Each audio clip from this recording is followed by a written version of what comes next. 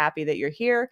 And also, if you find value in these live streams, please join the Defenders Live Facebook group, as well as subscribing to the Defenders Live and Defenders USA YouTube and Rumble channels. So get off my soapbox about that, and let's get into our special guest tonight, Tim Herron of Tim Herron Shooting. Tim is a USPSA Grand Master shooter and a Masterclass IDPA shooter. He's been instructing since 2015 and loves working with people of all skill levels. He has a heart for teaching, and I love people like that. And he makes a personal investment in the improvement of every shooter that he teaches. So let's bring Tim Herron on. Welcome, Tim. Thanks for coming on tonight. Hi, Laura. Thank you for having me. You bet. It's my pleasure. I've been looking forward to this interview. I don't know you especially well, but I have watched you online. And one of the most fascinating things about you, Tim, for me, at least in the beginning, when I learned about you, is your story. And you have an interesting story. You actually used to work for Honda as, did you say you were a master mechanic? Yeah, I was a master technician since I want to say 19, Jesus, 19. I want to say 1998 is when I first was employed with at a Honda dealership, and then kind of worked up the ranks and became a Honda master technician, and was a Honda master technician until I left the field officially in 2018. So yeah, a long time, 23, 24 years, something like that. So altogether. Right. Yeah. And so that fascinates me. I get the correlation now, but I do want you to go more into your background about how you went from a mechanic to a firearms instructor. And not only that, but quite the shooter as well. So how did that all come about? So I've always had a passion for teaching, right? I mean, I say right like but Well, I've I always do, had a but passion for teaching. uh-huh. When I mean, out of college, and then right into my first career, which was the automotive field. I had kind of always thought that I would go from get 3 or 4 years or 5 years or whatever of experience as an automotive, in the automotive profession, and then kind of move into a more like coaching, teaching role or mentorship role. Mm-hmm. Life things happen. You get married, you have kids, you don't get back, you're not able to get back to go to school and things like that to finish a bachelor's degree and stuff. But along the way, as I'd been, kind of working up the ranks, as a master technician, I'd always been a fairly extroverted, very personable, person. And I'd love to help the newer guys, or the guys that were not as experienced. So I've always had a hunger and a yearning to want to better everybody, like we're all there to do a role. We're all there to, to help customers. So why not make, kind of help breed the best technicians we can. So I was given the opportunity way back in the day, 2003, 2004, to become a mentor, like at my dealership that I worked at, and mentor young techs. So as younger, technicians come in, or high school students that come in, and they work on the lube rack for a couple of years or so, and if they show potential in kind of wanting to further expand their horizons as an automotive tech, that they'd put them under me for say 6 months to a year or 2 years, and I would mentor them along the way to to help them become an automotive technician. And so that was very rewarding for a long time. I got into, kind of as a hobby. Of course, I'd always been kind of a car nut. Into a hobby, I got into SCCA, or sports car club racing, and primarily autocross, and then what they call time trials, which is like autocross or time trials, like one car at a time on a race car track. And I loved that and fell in love with performance driving. And that became like my number one passion for many years. I started doing that in 97, 98, and I carried that until about 2010, 2011, when I kind of picked up shooting. But along the way in performance driving, I had kind of risen up the ranks and kind of proven myself. And I had sought out instruction, with driving coaches to make me a better driver. And I saw the value in teaching and instruction. And I had a couple of mentors along the way that kind of, I guess, saw my potential as an educator as well. That kind of Mhm. took me out of, kind of out of the driver's seat, so to speak, as a student, and put me in the passenger seat with a helmet and a notepad, and were telling me to, like, encouraging me to, like, okay, teach, like, show me Yeah. what you got, how, like, and learning how to then convey information to students. So Yeah. that started a very long lasting career as a performance driving instructor for a number of years, until I'll be honest, I kind of burned out. I burned out of it. But a lot of it had to do with, like, my kids were getting a little older. Racing Yeah. was becoming more and more expensive. It Yeah. was cutting into, family time. It was cutting into work time, and all of those Mhm. things. And Mhm. I probably stretched myself a little thin, for a lot of it as well. Mhm. I took a break. 2009, 2010, I took a break. And then a good friend of mine was a, like, armed security officer, and had to go do, on a day that I had off, went to go do their qualifying for the year. And I was like, qualifying? What do you mean qualifying? They were like, well, why don't you come with me? You got the day off. You could see what it's like to qualify. And I was like, okay. And so I watched that, went to the range. It was kind of one of my first times at the shooting range. And I really wasn't from a family of gun owners or shooters or things like that. So it was all kind of foreign to me, right? But I Mhm. knew how to go fast. That was no Yeah, you already were going fast, yes. right. So I went and followed them and watched them qualify. And after they were done, I was like, man, that looks like a lot of fun. Can we can we use your duty gun, and I'll buy some ammo, and, like, you tell me a thing or two to shoot? And they said, yeah. And it kind of went from kind of showing me the ropes a little bit of just, like, how to hold it, and how to grip it, and how to press the trigger, and how to align the sights and things, to, like, I mean, I I fell in love with it, and it was just like, man, it was something Yeah. that was really fun, really neat to do. I saw also the value, obviously, from, as a defender, right? Like, Mhm. I was a single dad of two kids. Had some other changes that kind of, that kind of went on in life that had me kind of living in, like, some different, some questionable areas, kind of getting back on my feet, financial situations and things that it Mhm. made me really start to question or second guess the safety of, like, myself and my kids, and my family. So it was one of those things where I kind of took seriously too. Is like, man, I hadn't really ever thought about a firearm before, but this this really is something that both interests me, but as at the same time, it's something that I really want to get a lot more knowledge and more education on as well. So Mhm. that honestly is what kind of, led me down the way to gun ownership. Mhm. Turned I quickly kind of found USPSA and competitive shooting. And for me, that was like, man, and instead of racing in cars, it's racing with guns. Like, that's up my alley. So that's kind of where the passion for USPSA came from. And Yeah.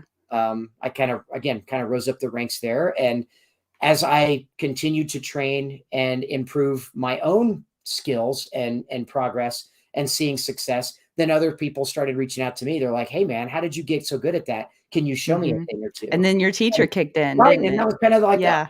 oh my God, I can do this too. And me having those light bulb moments then turned into me wanting to teach other people and Right. give them those light bulb moments. So Yeah.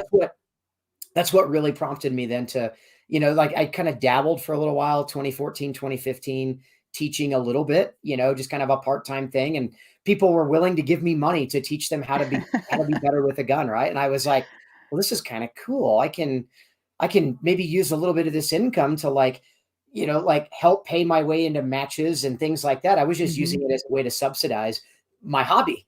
And Yeah. it slowly but very quickly and surely grew into, now I'm kind of backed up against the ropes by, like, 2017, where I was teaching almost full time and still working full time. And it just Oof. got to the point after 22 years, and by 2017, it's 22 years in the field. I was like, man, I actually had to sit down and talk with my service manager at the time. I was like, okay, so listen, here's what I'm Here's thinking, the you deal. know? And he knew, like, my passion. He knew I was very passionate about it. And so he was Yeah. very supportive as well.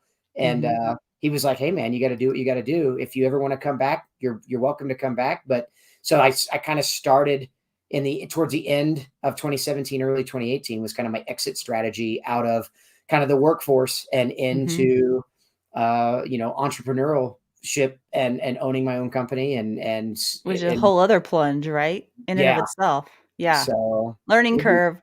it was it was very scary, Yeah. to leave the safety net of employment, but at the same time, Mhm. it's very liberating Mhm. to kind of step out. And it's not something I would have done on my own if it wasn't for my kids and my girlfriend now that we've been together 6 almost 7 years, where it was like a lot of her prodding. She was like, hey, are you going to jump, or are you just going to be Mhm. afraid to take the leap? And I was like, Mhm. stop pushing me, woman. Yeah. And it really it and kudos to her for really having the gumption to give me the push I needed to follow and pursue my passion. So, and here we are. It's And here we are. 2023 now. I've been teaching full time since 2018. So this is year number 5, and hopefully it's as successful, if not more successful, than even years past. So Yeah. Going off on your own and doing anything like that, especially when you've been employed for so long, is really it does require planning, right? But right. also takes a huge leap of faith. You have to have so much faith in your own ability to be able to provide for your family. I mean, yes, you do have to have a plan, but there's a faith factor there that must be in place, I believe, 100%. in order to really do it. Because when the rubber meets the road, man, you're standing on the edge of that cliff. Right. You just got to surrender and Well, say, exactly. okay. You're asking that question, like, what Mhm. if this doesn't work out? Like, Right. what then? Like, what do Mhm. I do?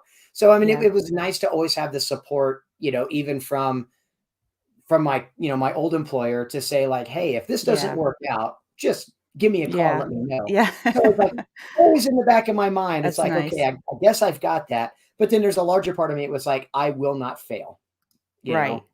Yeah, And and that so leads me into the next thing. I'm trying to drill down on this, Tim, but I can't really quantify it. So maybe you can help me because you're a teacher, you have an analytical mind, and a need for speed. Those three things we've established. So I have this question here about the parallels between performance racing and performance shooting, which one could draw easy conclusions as to the parallels of those two. But it seems as though everything that you have spoken to us about keeps revealing this passion for mastery and learning whatever it is that you decide to dive into. Where does right. that passion come from, and can someone cultivate that, or where does that come from? I mean, I know that's a hard question to answer, but It is. some people just have that. I'm not really for sure where it may have started from. I think, I don't know, growing up when I was like much younger, and as a kid, like to be honest, like my folks didn't really have like the funds or the necessary means to like let me and my younger brother like do or try a lot of like different sports or activities and things like that. So I was Mhm, always hungry, like, oh man, I'd mhm. always love to play like little league baseball, or, and a lot of this, like I got to play little league for a couple of years, but then again, it was one of those things. It was like, a couple of years went by, and, then it was like, my folks were like, man, we don't know about this year. Let's try something different. I mean, they were always encouraging, but unfortunately just didn't quite have the means to be able to pursue a lot of those things. So Mhm. I kind of fell into, like, especially in junior high and high school, when I could play scholastic sports. Um, that was always fun, and it was always intriguing to try to be the best I could. And I mean, for those that might know a little bit about me, um, I'm a kind of a man of small stature, and I always have been. And I mean that like literally. So I mean, I've always been. I think I kind of peaked in my growth, I think, at about like maybe the 8th or ninth grade. Like, so 5'6" is about as tall as I ever got. So unfortunately, I was too small, like according to my mom, to ever play like football or contact sports. So and I wasn't short, I wasn't tall enough to play basketball or anything. So I really fell into soccer and wrestling. And so Mhm. I wrestled for a couple of years. A couple of It says you're couple of tall in our sprains. hearts. I'm Yeah, sorry. but a couple of sprains and things like that. Of course, it kind of an overdoting mom was like, nope, you're not doing that anymore. That can be bad. I don't want you to get injured. And then I fell into soccer, and soccer was one of those things that everybody second guesses the little guy, and I was the smallest guy, The shortest underdog. guy.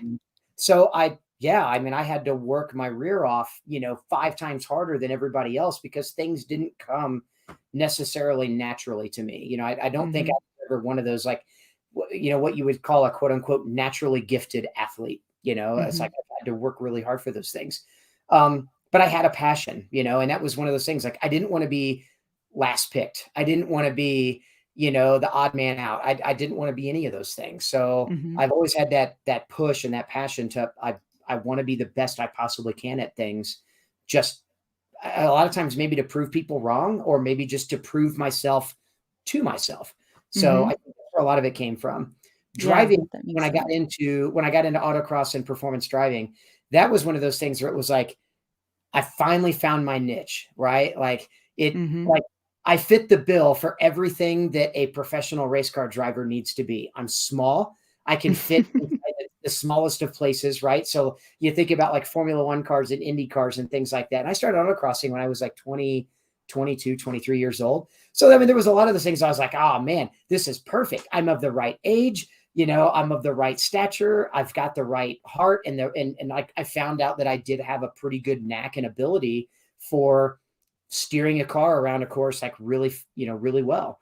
And Mhm. and it paid off. I've got multiple kind of national trophies behind my name. A lot of podium finishes, in the racing circles for many, many years, as And well now as, in the shooting circles, right? yeah. And it kind of pulled over. The thing about shooting that was really that also kind of fell, like, near and dear to me, was the fact, again, it didn't matter age, size, shape, athleticism. It was like, if you can do two things very, very well, right? Like, can you hold the gun in an effort to keep it still enough to press the trigger and fire a good shot? Then great, you've got the skill necessary to move on to do other things, right? Mhm. So, and it was neat, to find out, like, oh man, it's a timed event, and there's obstacles, and there's things to do, and yeah, it was, you know, it's a great test of skill. And Yeah. that really just that intrigued me a lot, to the point where here we are. I started shooting in 2010. We're 2023. So it's been 13 years now. And I am just as passionate for shooting, both competitively and even more so as a coach and instructor, as Mhm. I've ever been. And that's cool. That is cool. Could you speak to you said that you learned how to practice properly, and that's what put you from, like, a plateau level to the next level. What were Mhm. your pain points along the way in going from, a low-level shooter or someone that just was starting to rising through the ranks? Were there pain points along the way? How did you overcome those? And Sure. what do you mean by practicing properly? So, pain points along the way. Let me hit on that point first. So everybody in their journey as a shooter, whether you're a competitive shooter, whether you're a defender, any of those things, right? You come to a certain point where you plateau, where you just feel like, man, I'm doing dry fire. I'm shooting at practice, and I'm doing these things, and I'm making progress, until, like, you just kind of feel like you plateau out. And everybody kind of knows Mhm. what that plateau is. It's just like, man, I mean, for each person, it's a little bit different, right? It's just like, man, I don't know how to I don't know how to get past where I'm at. Like, I've reached this ceiling, and I can't seem to move past it. Mhm. And there were many times throughout, just like learning how to be a better competitive shooter, where I was just like, man, I can't seem to break this particular plateau, whether it Mhm. was like draw to a first shot, or whether it's any particular drill, something I may be working on Reloads. for Yeah. a number of weeks or months or days or whatever the case may be, where I was just like, I can't seem to get out of my own way. And that's pretty much what a Yeah. plateau is. What Yeah. I tell folks, regarding plateaus, is, like, we look at plateaus as like they're ceilings, right? They're keeping me away from being able to see my true potential. But I look at also plateaus as a way of saying, like, okay, it's your opportunity to kind of stop and reassess, and maybe, like, smell the roses, like, be able to stop and assess where you came from, how far you've come, and then be able to kind of also then, like, maybe turn the page on the roadmap and figure out where you want to go next. So plateaus aren't Mhm. necessarily bad. I used to think plateaus were terrible because I hated kind of falling into that stop where I was just, I can't continue to progress. Mhm. And for me, a lot of it was bad practice habits. I would go to the range and I would shoot and I would think that like I'm getting better simply because I'm putting a ton of rounds downrange. I think in the year 2012 through 2013, I shot someplace in the neighborhood of between 50 and 60,000 rounds in both of those years, not collectively. That was like 55,000 rounds in 2012, and I think I shot almost 60,000 rounds in 2013 with no real measurable progression. But Wow. I was doing all the things I was supposed to, right? Everything that the Right. books were telling me to do. Dry Mhm. fire every day, handle the gun for an hour or 2 hours every day, go to the range 3 times a week, So shoot what live. was missing? What's that? What was missing? The thoughtfulness behind it? I think a lot of it, yeah, purposefulness, right? Like Oh. I'm going through the motions, but I didn't really have a purpose. I didn't have a Oh. plan, and I wasn't observant in what I was truly doing. So, and I think a lot of folks, and probably a lot of listeners, kind of looking at the list of comments there on the StreamYard, some of the folks and some of the names I see are very familiar, and I know that they have also kind of felt or experienced the same thing. And it's like, well, I'm going through the motions. I'm doing what I'm supposed to do. So and so came out with a drill of the week or a drill of the month, and I'm gonna do that. But then they're just not making the progress they want. And a lot of it is you're in it for the wrong reasons. You know, Mm. you you're in it with a goal in mind, but you don't have a plan on how to reach that goal. And Mm. that's where I think that's where practice with purpose comes from. So in 2000, the end of 2012, early of 2013, I took my first like big formal 3-day class where I traveled, a couple of states away to go take a class with a known instructor. And that guy for me was Mike Seeklander. Mhm. And Mike has been and will be forever one of my most treasured, kind of friendships as well as mentorships that I've ever had with anybody. Mhm. And the thing I got from Mike over 3 days of intense training with him was he's like, man, you're fast. And man, you can do this well, but you can't do this and this together well because you've not really sought out a purpose and how to put like all the pieces of the puzzle together. And so, like the biggest thing I took away from Mike was like having a plan and having a Mm. purpose for that plan and Mhm. being focused in your practice. Like there is such a thing as overtraining or just Mhm. going through motions and not really paying attention to all of the little things. Right. And that class for me was like that was the turning point. So I was Mhm. at the time I was a USPSA B class shooter and with aspirations of just making like A class. I was like, man, if I could make A class, I will feel I am I'm worthy, right? Yeah. And throughout 2013, that year, I kind of put an action plan, kind of his thought process and action plan into kind of my practice, and I started practicing with a purpose. And so every drill, every exercise, I want to spend X amount of time doing it, X amount of reps doing it, but I want 100% mental and emotional focus on Mm. what I'm doing to learn and understand better why things are breaking down the way they are or how I'm progressing the way I'm progressing, right? And Mhm. so throughout the course of like the next 6 months, throughout that season of 2013, I went from B class and jumped right past A and made class in USPSA. And so Wow. I am almost kind of like just by pure happenstance. And a lot of it was just because I had clear cut goals and I had a roadmap. Like I had created a roadmap for myself. I Yeah. want to do this. And once I achieve that, then I'm going to do this. And once I achieve that, then I'm going to blend these two things together to achieve this other thing. Right. Mhm. Goal Mhm. setting is a big part of it. And having the mental fortitude to to stay focused and to stay 100% purposeful in what you're doing. That's really good. Really good. So when you're in that plateau that you talked about, I Mhm. mean, if it seems as though you could go one of two ways. You could either, as you were talking about, reach out for help maybe and continue on to progress. But that could be the point of burnout right there if you're not careful. 100%. What causes burnout, and how can people prevent that, do you think?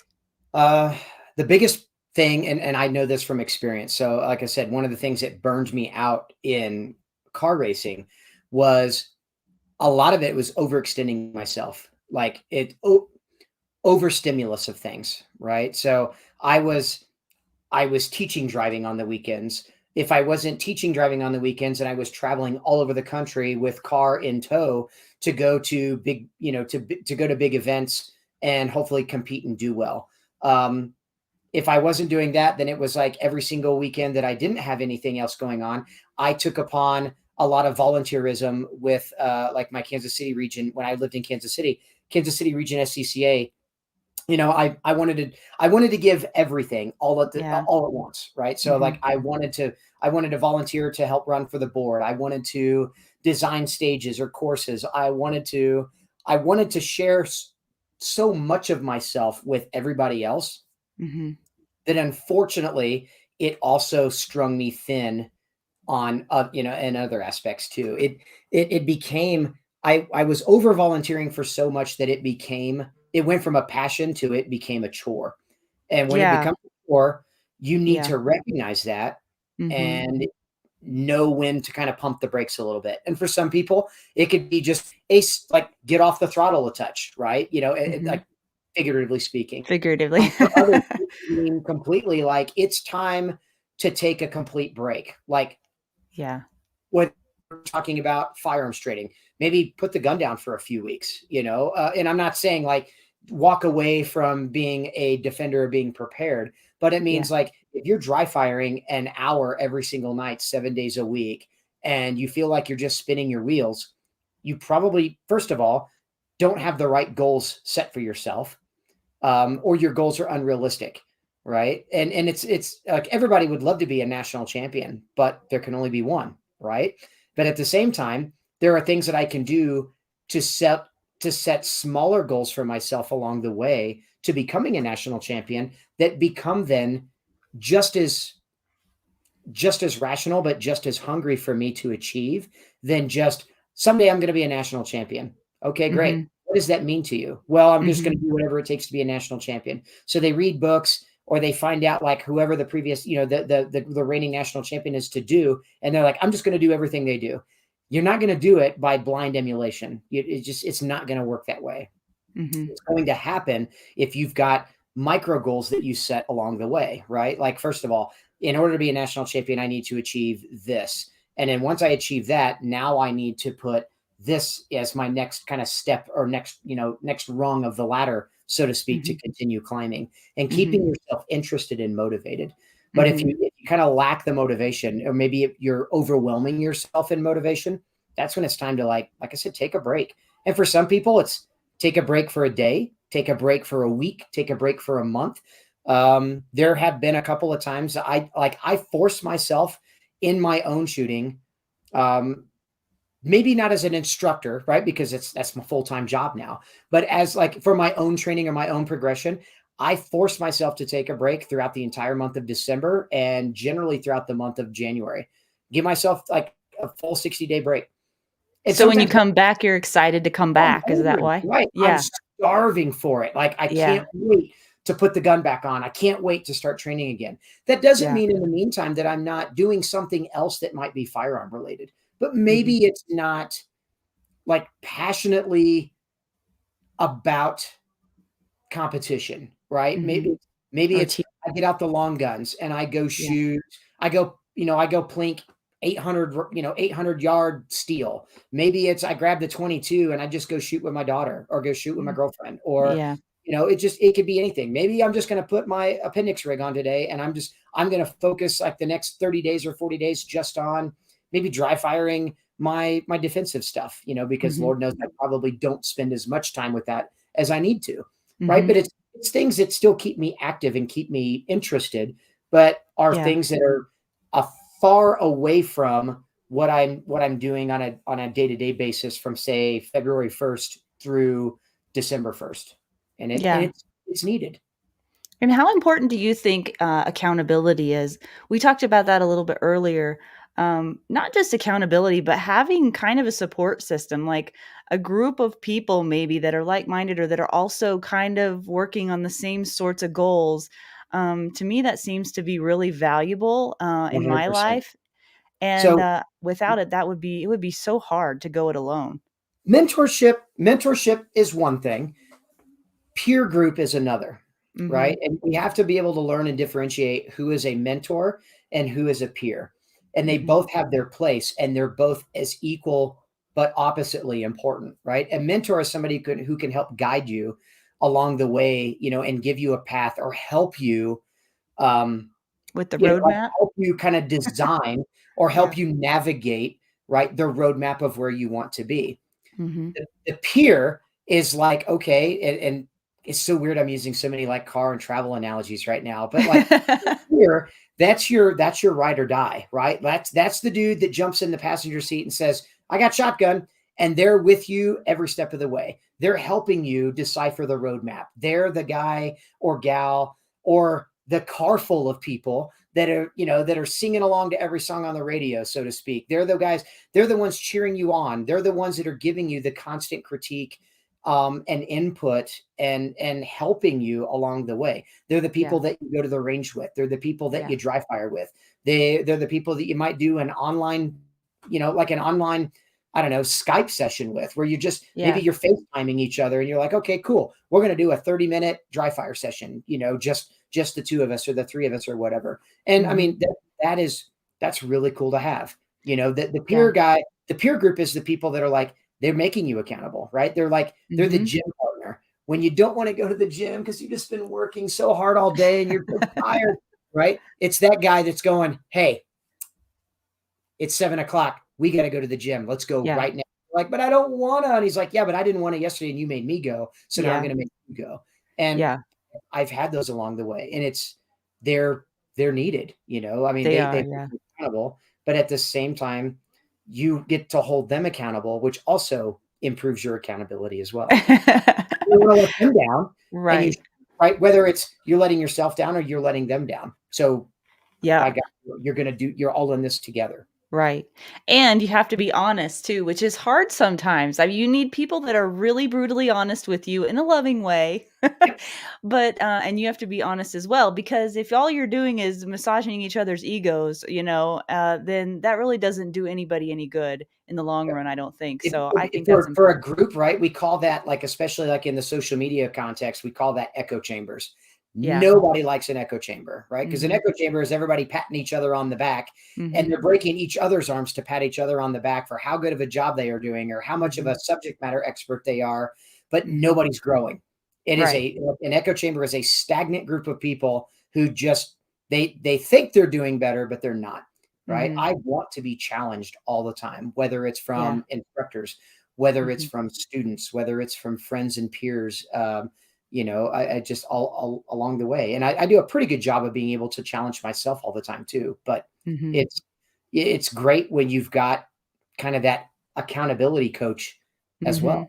Mhm. Yeah, and I think too that the people that are most honest with you, and that are also good friends, the people that have changed me and helped me the most have been the people that really made me mad at times, because Oh, they you tell you all know it. this stuff you don't wanna hear, but it's the truth, Yep. you know? Yep. My Yeah. closest, my best friend, is AJ Zito, and I get to teach with AJ quite a bit.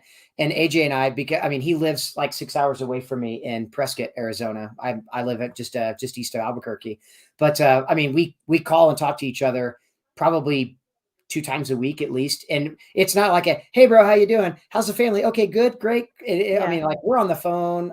We talked yesterday for 2.5 hours, right? Wow. And it's everything. It's like, how was this? How was that? How's work going? And whether we're holding each other accountable for our businesses, right?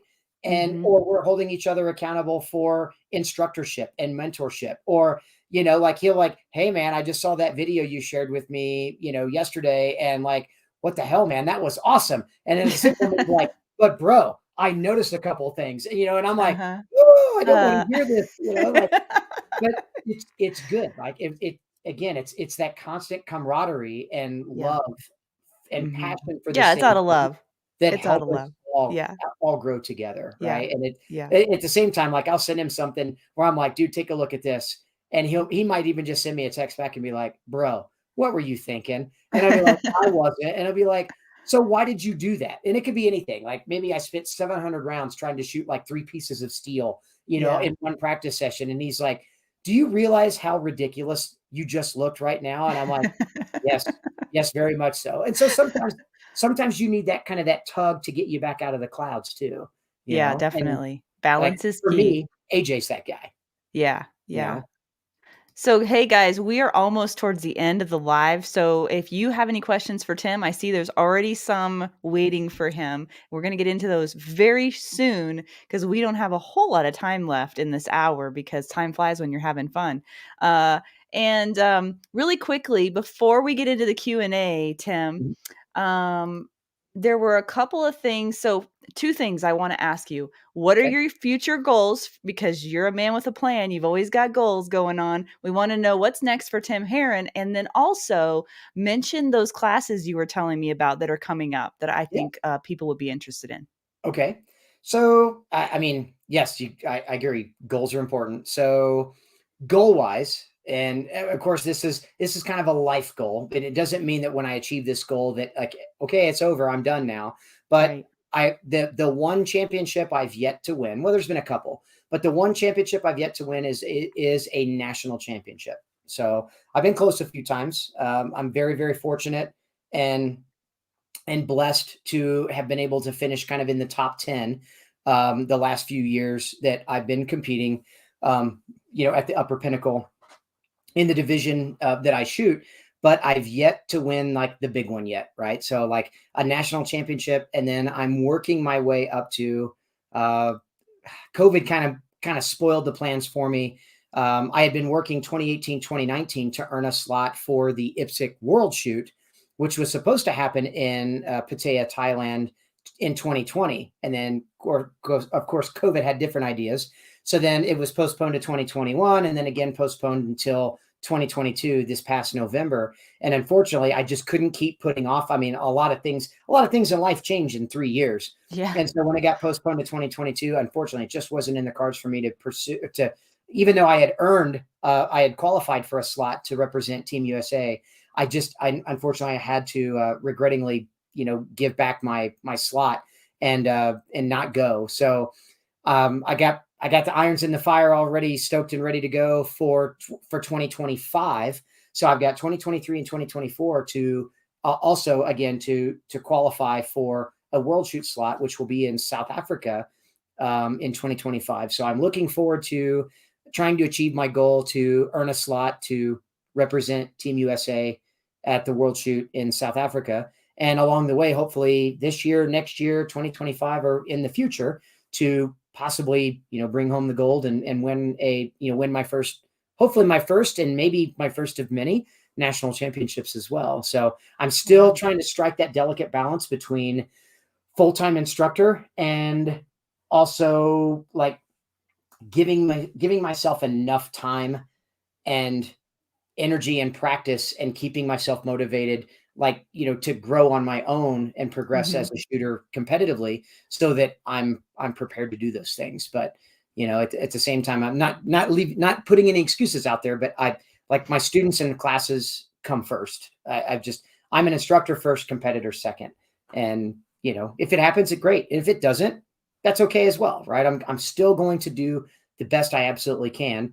Along the way, short-term goals. I, I'm a Grand Master in USPSA in like 3 different divisions. So I would like to go ahead and earn my fourth and fifth GM card in USPSA and a couple of other divisions I've been dabbling with in the last year or so. But I've never really put forth a full effort at those Hmm. 2 divisions to just kind of earn my Grandmaster card, just as a way of kind of building the resume a little bit more too. So that's Hmm. those are the 2 kind of short term goals I've got for myself for this year, and then of course to definitely to coach as much as I can and instruct and be able to give the absolute best of myself, class wise and instructorship wise to my peers and my students and alumni. So Yeah, so you've got classes. You were speaking about one in Arkansas, Missouri, and was the other one New Mexico? So I can't I've remember. got a 1 day class coming up in Missouri. It's called Handgun Diagnostics and Foundations. So it's a 1 day class that I'll be teaching in April. April, in Lee Summit, Missouri. So just outside Kansas City, in the Kansas City area. It's a 1 day class there. I'll be teaching that at Frontier Justice, like on Saturday. I think I've got the And people can see all this at Tim Herron Shooting, right? Is it on your website? It is in my website. Yes. So I'm sorry, Okay. that class is in March 11th. And then Okay. I've got a class in Little Rock, Arkansas that it's weirdly, those two classes are the only classes from now till I want to say June or July that aren't already sold out. Mhm. So, I mean, the sold out classes are always good. I mean, it kind of helps me know that I'm doing something right, I guess. But Mhm. these two classes, the one I've got in Little Rock, Arkansas coming up in April, and that 1 day class in Missouri are kind of new venues, places I haven't been before. So the demographics a little bit different, and I Sure. understand that as well. But yeah, I'm looking And forward to then being you've able got an instructor to. class coming up, don't you? I do. You were I only teach I've got a 3 day instructor diagnostics and development course, which is a little bit different, I think, than anything out there or anything that any other instructor kind of development course is. Where it's not necessarily about like building it's not teaching you like how to build your curriculum or how to public speak or how to teach other people. It's Mhm. more so about the diagnostics of becoming a better coach, like things to look for. Um, things to be able to see maybe a student doing, you being able to relate a solution to that student, and then being able to bring about the best in You that sound student. like a mechanic, Tim. Yeah, a lot. So, and I've got one of those coming up in May, over Memorial Day weekend at AJ's range, that Adam actually has attended a class with AJ and I November before last, for our Train for Mastery course. But I'll be teaching that class actually along with AJ, my instructor diagnostics and development course. It'll be a 3 day course over Memorial Day weekend in Prescott, Arizona. So I'm looking forward to that as well. And Awesome. Tim, I'm jumping in here. I'll be in that class. I'm looking forward to taking that, especially Excellent. after that first one with you that Brian Hill and I did. That's fantastic. Hey, a couple questions for you that I think it's important for us to hear about. Can you kind of tell us a little bit about your dry fire? You're a dry fire king. I follow you quite a bit. I'd love to hear a little bit about that more. But also, too, would you talk about some realistic methods that you use, either mentally but also physically, to not just improving dry fire, but other areas of life? What are things that others can do to mentally grow at their skills in the handgun world that might apply other places? So both dry fire and just the mental side of that. So with dry fire, I approach my dry fire the same way I do my live fire, right? Which means I have a plan. I regiment, just think about like, and Laura and I kind of talked about this yesterday about like going to the gym, right? And everybody generally January 1st has got that, that like, man, this is my New Year's resolution. I'm going to get myself in shape. But they go to the gym and they have zero plan, Right. right? Mhm. And they're afraid to talk to somebody that might be able to help them develop or coordinate a plan or a training regimen, right? But dry fire is a lot like that. I mean, it's not a lot like that. It's exactly like that. Um, you've got to have a plan when you go in. You can't just go like when you go to the gym and you see just this plethora of equipment. You go, I guess I'm going to do a little bit of this and a little bit of this and a little bit of that, and right, and then you do everything and you're wore out, but you've really never accomplished anything. And in dry fire, we do the same thing. Like we buy the best books, right? And there's a ton of material out there, right? Steve Anderson has got the dry fire, the dry fire Bible, right? Refinement and repetition. It's been around for a number of years. Ben Steger has got some incredible dry fire books and how to practice books. But everything about those books is it's such an overabundance of information, but there's no guidance really on, well, what do I do first? Right? I mean, you could flip to page 150 and it's the same information that it is on page 5. So it's like, well, okay, I guess I'm going to do from page 5 to page 150 all in one day today. And we overwhelm ourselves. This leads to burnout.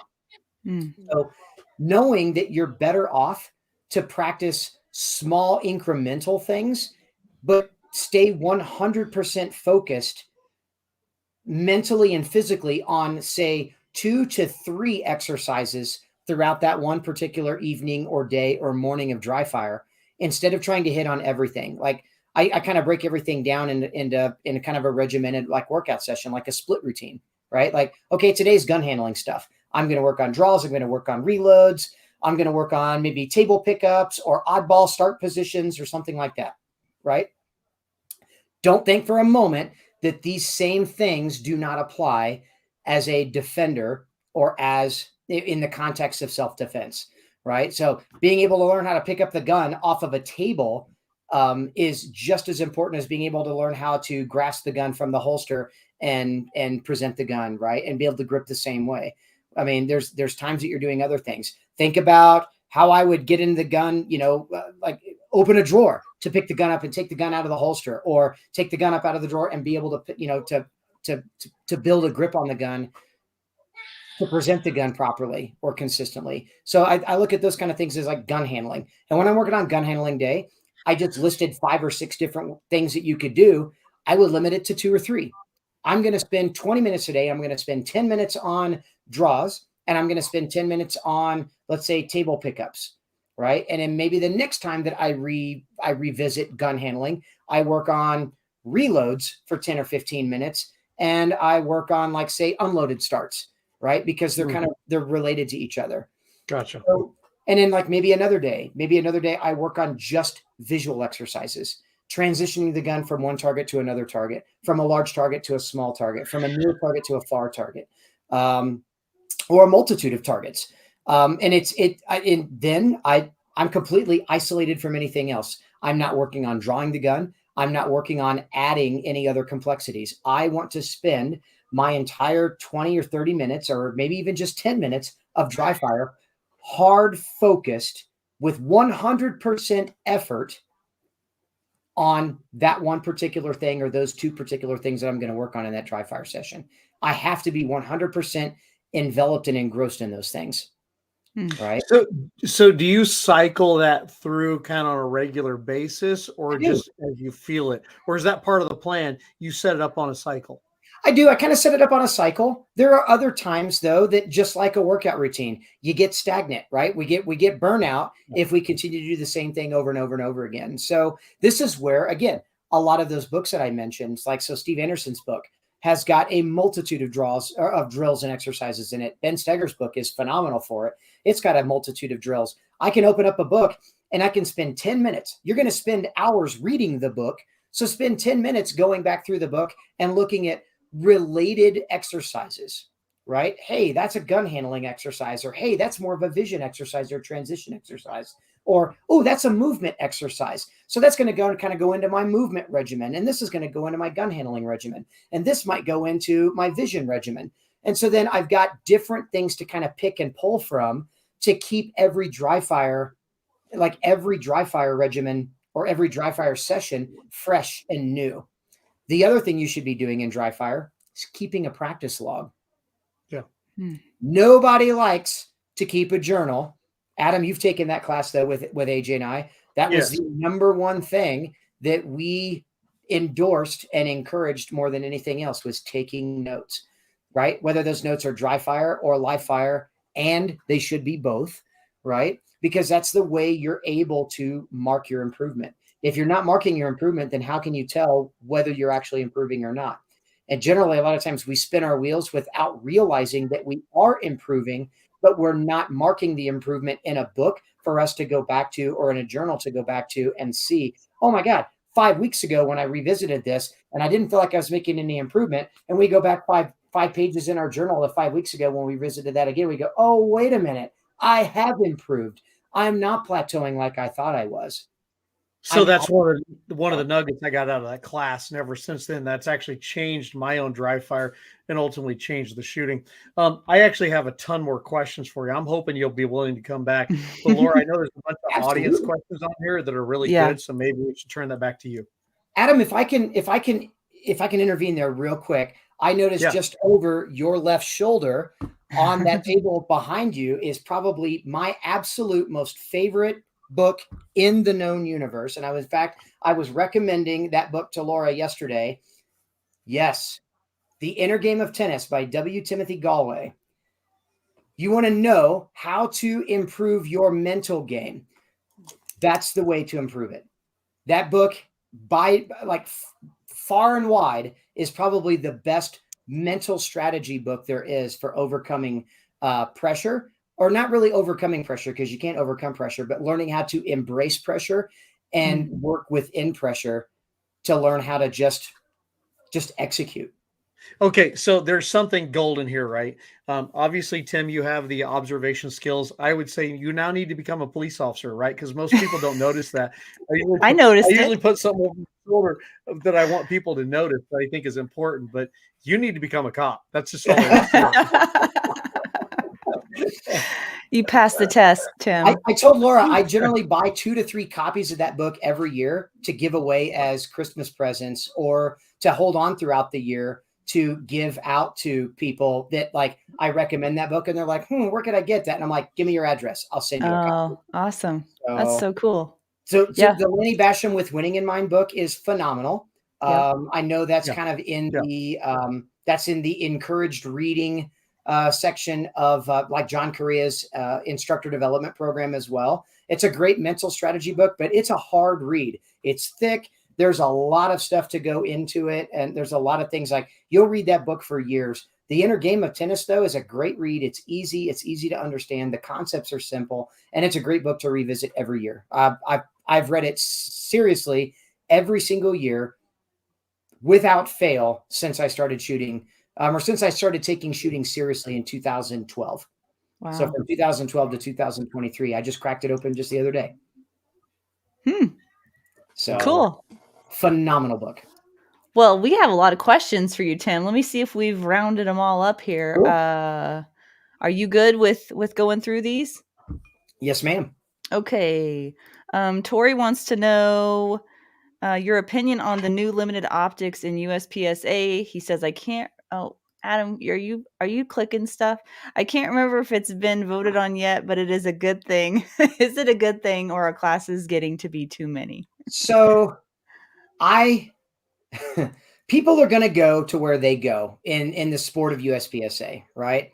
So giving people options is not necessarily a bad thing. And of course, you got to remember, this is me coming from, 13 years autocrossing and racing, where there were at the time 66 different divisions or classifications of different race cars and things to drive.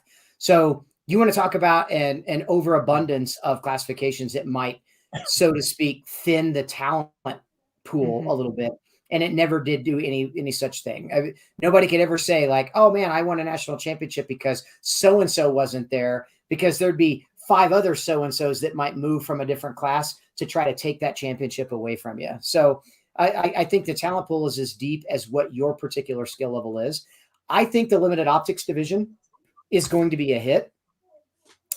And why is because the most popular pistol right now kind of on the planet is, and we're seeing a resurgence of it, is the 1911 double stack, or what we call the 2011s.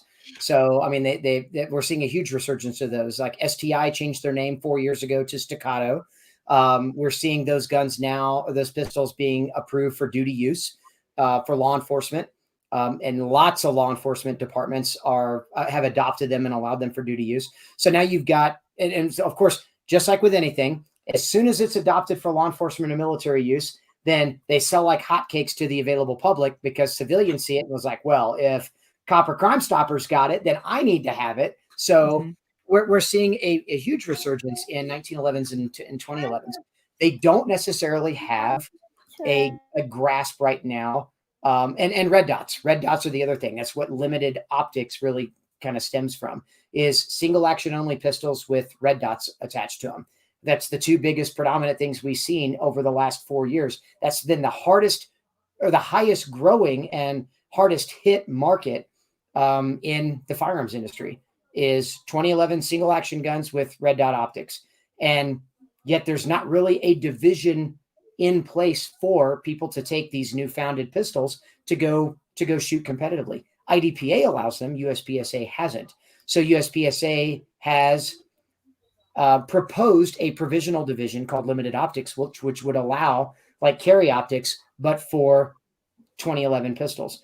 It's not been voted on yet. It won't be voted on until the end of January, probably 1st of February, where USPSA will be taking all of the input based on membership surveys to hopefully then sit down at a board meeting and take all of those surveys seriously and find out, if it's viable or not. And if the membership wants it, then the membership will receive it and it'll become a provisional division. I've already got my limited optics gun ready. And I'm going to be a staunch supporter of limited optics throughout the entire year. Just to compete with it because it's fun. High capacity 1911s with red dot optics. What's not to love about it? All right. The Practical Guardian wants to know, do you have any specific things that you do or used to do to focus yourself during a competition and drown out the stress and jitters that he finds works with students in a class also? Drowning out stress or jitters, I think is, I don't want to say it's the wrong way to look at it. Because in the reality of things is it doesn't happen that way. We don't learn how to drown out the jitters or to drown out pressure. What we do is we either learn how to embrace the pressure and embrace, anxiety and learn how to execute while embracing it, or we fail. The best way to learn how to, I guess, to quote unquote, drown it out is to expose yourself to it as much as possible. Your practice should mean something. Your dry fire should mean something. Holding yourself accountable should mean something. Being able to kind of generate those stressors or that pressure in your own dry fire and in your own practice is hellaciously important because that's needed to learn how to cope with it. There's no way. I mean, and so think about it from a defense standpoint. In a true fight for your life, are you going to be able to take 5 or 6, breaths and breathe away the stress so that you can then execute on demand what you've been training your entire life to do, right? That fight for your life is going to be the biggest and highest level of stressors you've ever had. You better be willing and know without a doubt that you can do it. Mm-hmm. And that confidence comes from inoculation to doing it, right? You've got to expose yourself to it over and over again. So, and that's where a lot of dry fire that goes wrong. That's where a lot of live fire goes wrong. That's where people feel stagnant, is because they're never putting themselves under any pressure. So then when they go and they take a particular class, or they go and compete on the range, or they have to pass a certain qualification, they're not used to dealing with that level of stress or pressure, and they crumble. And when they crumble, they feel like, well, dang it, all of this work I did for nothing. And all I tried to do was try to reduce the amount of stress. And it's like, yep, you're going about it all wrong. You've got to think about it the opposite direction. I need to induce stress in my own dry fire and live fire practice so that I'm ready when the time comes. And that stress just becomes a part of who I am. Mm-hmm. I can't tell you the last time that I didn't feel like, I'm more scared when I don't feel stress. Like, even if I literally, I'll step up to the line and I'll say, okay, make ready. And I'll look at the stage and I'll make ready. And then I'll kind of look at things. I put the gun in the holster and I might think to myself, like, hang on a minute. Like, what's wrong with me? Why do I not feel any pressure right now? To me, that's a bad sign. That means that tells me I'm not taking something as serious as I should. And that to me that's a trigger for, okay, pay attention to what's going to happen next. Because if I falter or I fail or I push too hard and I wasn't ready to receive that stressor, then it's on me. Like, it wasn't I messed this up or I screwed this up. It's, well, nope, I didn't put myself in the right frame of mind to to kind of execute within that level of pressure. Yeah, because isn't high performance, it's a balance. It's not, you're not on one particular spectrum of being like, but you're also not at the other end of being too comfortable, because then you can't perform well, right? Exactly. Think of Yeah. it this way, right? So think about like skydiving, Yeah. right? Most skydivers stop jumping out of airplanes the moment it becomes boring. Mm. It's a known fact. Most guys are like, man, it just wasn't fun anymore. What do you mean it wasn't fun? It wasn't fun to jump out of a perfectly good airplane at 10,000 feet and plummet to your possible death with a bag attached to your backpack. And they're like, I've done it so many times. I don't feel the adrenaline. I don't feel the stressors. I don't feel the pressure or the anxiety. And a lot of that is what's missing. And when it's missing, it becomes boring. And when it becomes boring, it becomes stagnant. When it becomes stagnant, we're not going to do it anymore. Right. Shooting, whether it's training, whether it's practice, whether it's competition, anything is going to be that same way. If it's stagnant, you're not growing anymore. When you're not growing anymore, you're not going to feel the hunger or desire to continue doing it, and you burn out. Really good, Tim. All right, Nelson wants to know, do you see Steel Challenge as a value training tool, as in drawing, transition, or practice in general speed shooting? Sure. I didn't read that Steel very well. Challenge has just as much to do with purposeful practice as USPSA matches or IDPA matches. Know that when you're going to a Steel Challenge match, it is not training. Neither is a USPSA match, nor is an IDPA match, nor is an NRA action pistol match. A match is not training. The match is the test of your training so that you'll know how to evaluate your level of performance and make adjustments in your practice. And practice and training is where you get better. Steel Challenge, just like USPSA or anything else, is just it's the exam after the week, 2 weeks, months long worth of homework that you do. Do I still see it having a lot of value? Absolutely. You're drawing the gun, you're under the clock, you're moving the gun target to target, you're transitioning the gun. It's great as a test. Know that it is a test. It is the quiz or the exam. It is not the actual training. You're fooling That's yourself. kind of like what Mike Green was saying last time about, he said live fire was his way to test his dry fire. So think about that. Dry fire is your homework. Yeah. Live fire is your validation of that homework. So it's like taking the pre-quiz. We all remember pre-quizzes in high school, right? The pre-quiz was the teacher giving you a little taste of what the actual exam at for the final was going to be. And if you didn't pass the quiz, it basically told you what? You need to go home and you need to study chapters whatever through whatever.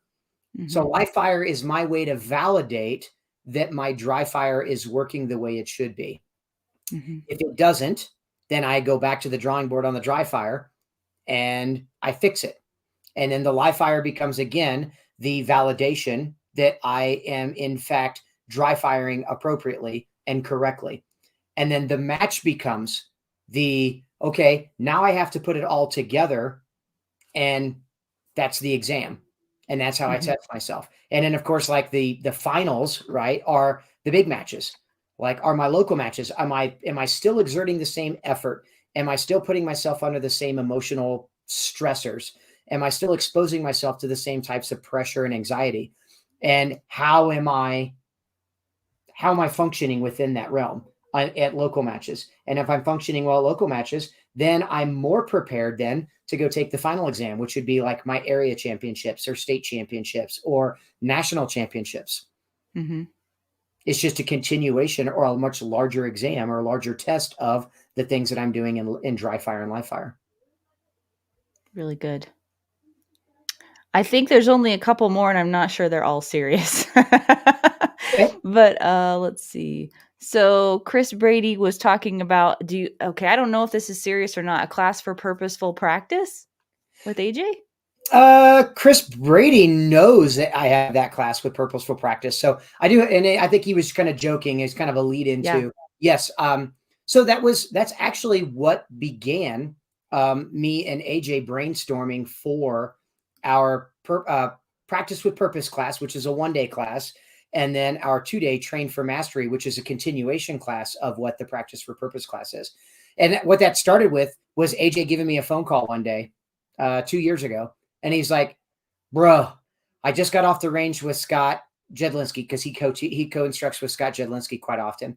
And he goes, I just got off the range with Scott. He goes, can I ask you a question? And I go, sure. And he goes, man, do you often get students that'll like take a full 2-day class and they're just inundated with information, and then they hit you with like this big punch in the mouth, which is, okay, cool, I got all these drills and all these exercises and all these ways to improve my technique, but how do I practice it? How do I put it together? Like, what do I do to improve my own practice? And I was like, oh my gosh, every single class, somebody hits me with that. And he was like, why doesn't anybody have a class to teach people how to practice better or actually practice purposefully? And I was like, you genius, looking, bearded, lovable teddy bear, you're onto something. I said, Yeah. he goes, I've got an idea. And I was like, dude, I've been brainstorming the same kind of ideas for a while now. And he goes, well, what do you got? And I was like, well, what do you got?